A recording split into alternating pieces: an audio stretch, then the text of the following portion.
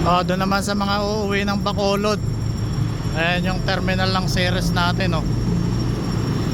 Ayun, kapapasok lang. Ang katabi nito ay ang Jam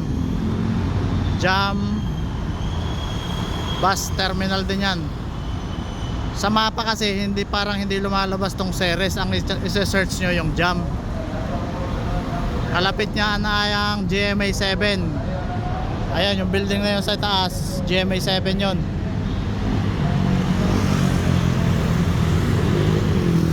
Along EDSA lang din to, along EDSA. Meron ding, ayun, may Jam din to, may mga bus terminal din to. May isa pang Ceres terminal na andito sa kabila ng Cubao. Cubao kasi yan, yung harapan natin na yan eh. O yan, nasa New York Avenue. Pero kung sasakay kayo, mas maganda yung terminal nila dito. Eto, mas maganda tong terminal na to sa may Quezon Ave. No?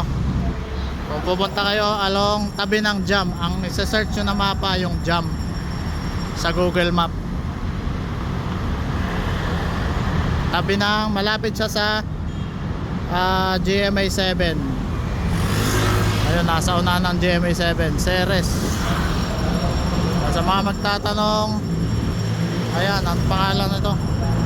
Yung biyahe nila is Tanawan, Oriental Mindoro, Occidental Mindoro, Antique, Iloilo, Bacolod, Gihulngan, San Carlos, Dumaguete, Dipolog, Ipil, Zamboanga City.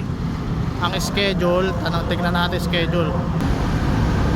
And ito daily schedule ng trips, oh. Butuan, Cebu, Cagayan de Oro, General Santos, Sinubaan, Bacolod, Kabangkalan. Ayan.